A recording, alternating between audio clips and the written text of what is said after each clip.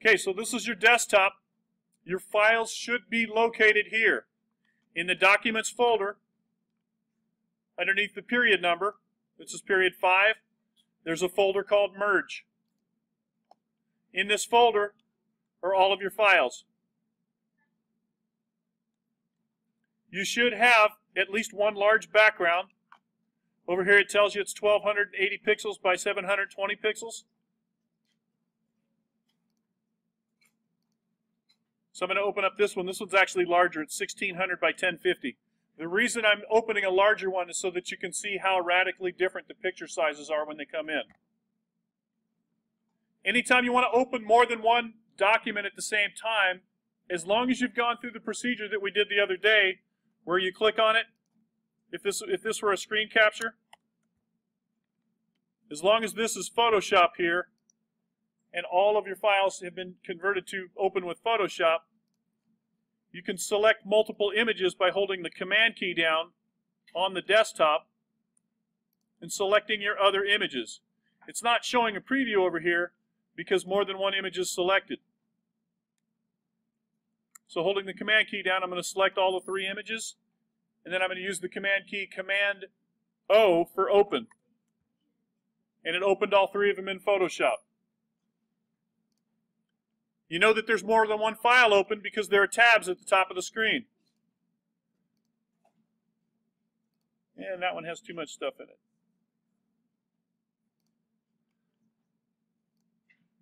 Okay, so we're going to take these other 2 pictures and copy and paste them into the third one, starting with this one.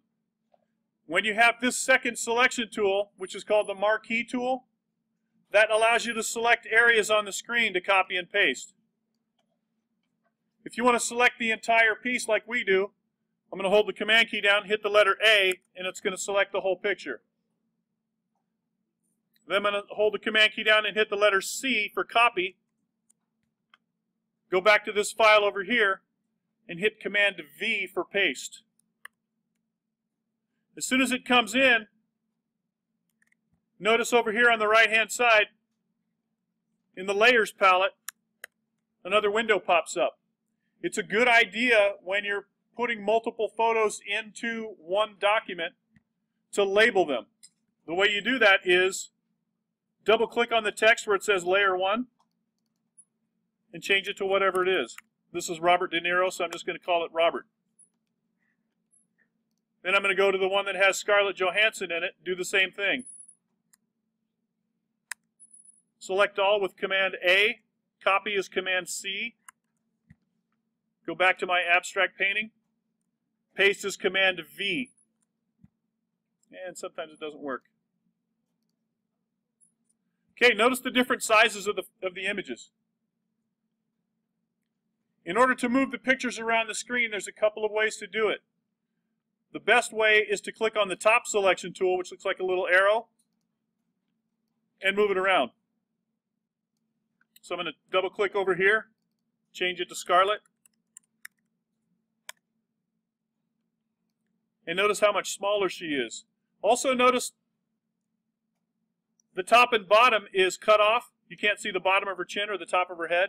So we're actually going to use this one, and we're going to scale Robert De Niro to fit her face. So for the moment, I'm going to turn the Robert De Niro layer off by clicking a little eyeball in this palette over here.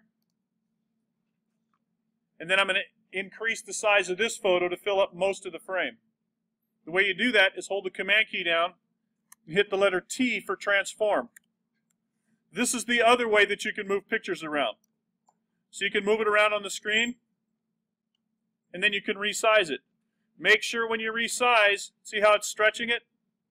Always hold the Shift key down. No matter where I put the mouse on the page, as long as I have the Shift key selected, it will scale it proportionately so that her face isn't skewed.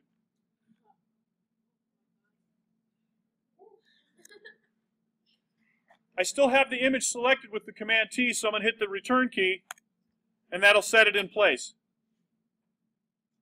Then I'm going to use the top selection tool key again to move it to the left slightly. Then I'm going to add blue lines so that I can line up Robert De Niro's face with this one. If the ruler isn't showing, holding the Command key down and hitting the letter R turns the rulers on and off. To get blue lines, I'm going to go into this ruler on the left-hand side and drag a line to the side of her face, to either side of her eyes. Which one is which one? I'm just dragging lines out of the ruler. Say it one more time. Command R. Okay, same thing on the top. I'm going to put this one on the top of her eye. Another one on the bottom of her eye. Middle of her nose. And the center of her mouth. These blue lines don't print, and they don't preview unless you tell it to preview. So if I was saving this file right now, and I saved it out as a JPEG or whatever, these blue lines wouldn't show up on the screen. So now I'm going to turn Robert De Niro on again by clicking the little box next to his layer. Notice how it didn't show up? That's because it's behind Scarlett Johansson. In order to make it in front of Scarlett Johansson, I'm going to click and drag it in the layer palette above hers. Notice how it changes? See that little white line that pops up? So now he's in front of her. That's how layers work. The farther down in the palette they are, the further back they are behind one another. So now again, using the Command T, I'm going to get the handlebars on the sides. And now I can stretch him out so that he's proportionately the same as she is. This part's now in the center of his mouth. And his eyes are about there. I think I'm going to have to make it a little bit larger. I just hit the Command minus key on the keyboard to reduce it down so I could see more of his face. So side to side, that's about right. One of the other things you can do to fine-tune the move, while you have it selected, you can hit the arrow keys on the keyboard and it'll move it in smaller increments. So that's about as good as I'm going to get it. His head is tilted slightly more forward than hers is, so the pictures aren't aligned very well, but they're pretty good. So then again, to set this picture in place, I'm going to hit the return key. And now they're fairly well lined up, but it looks like he's still a little bit to the left.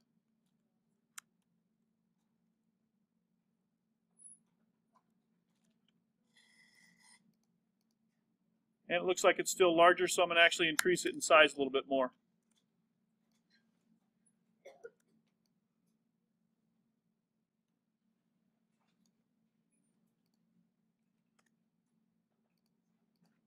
Okay, that's not too bad. His head's also slightly turned, so it's a little bit off. Okay, so one of the key things that I'm going to need you to do often, I actually used to set a timer when I was working to remind myself. One of the things you want to do is when you get to a certain stage in your progress, you want to save it. The keyboard command is Command S. Since this started off as a regular image or a PNG file, it automatically wants to save it as a Photoshop file because it has layers. So I'm just going to make this merge. JWING_merge. And I'm going to save it in the period 5 folder that I've set up in here.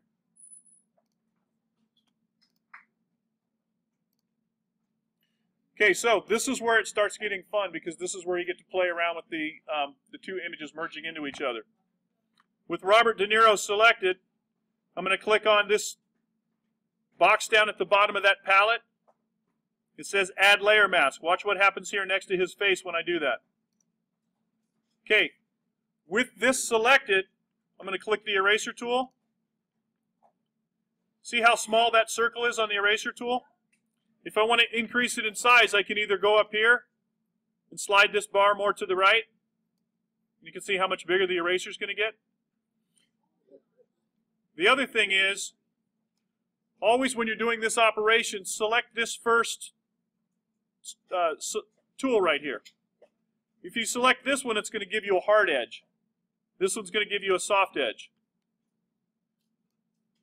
So I'm going to increase the size of it to about like that. Make sure, this is where a lot of people go wrong. Make sure that you're selecting the layer mask and not the image. If I erase the image, notice how a hole just came up in the middle of his face?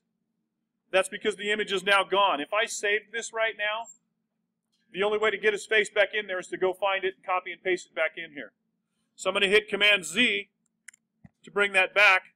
I'm going to get rid of my blue lines by hitting Command colon. And then I'm going to click on the layer mask over here and start erasing. It only erases in a layer mask when there's white in front over here. If it's black in front, it brings back the image. So you can actually click back and forth if you're playing around with it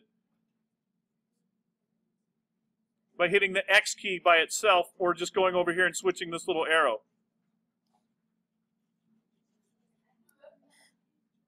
So I'm hitting the X key to bring back his face. To reduce the eraser, the other way, instead of going all the way up here, I have a 27-inch monitor at home.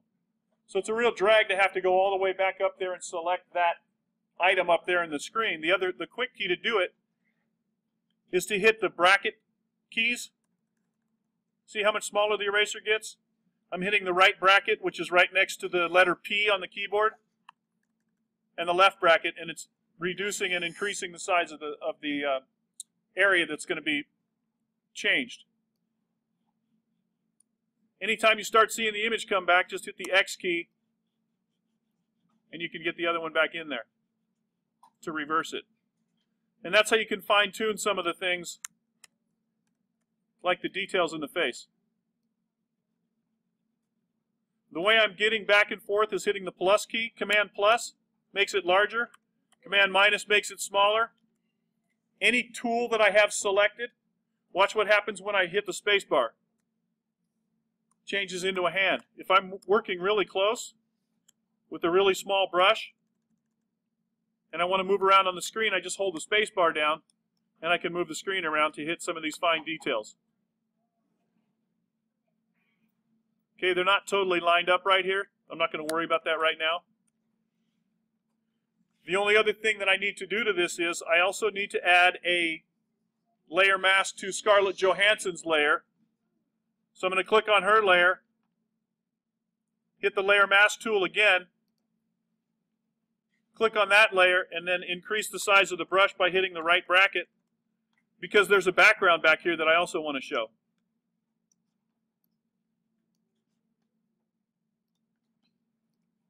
Since it's in layers, oops, I just erased the picture. Okay, so now I'm on Robert De Niro's, and I'm erasing from Robert De Niro's on this side, which shows part of her hair. But I don't necessarily want her hair, so I'm going to also have to go to her layer mask and delete that from her layer mask. So what you end up with is two layers. And if you're ever missing part of the picture and you can't see it, just make sure to go and add a layer mask to the one below also. Okay, that's the basic of what you're doing in this. Again, also save it, Command S. And that's pretty much the lesson that I'm going to have you guys do.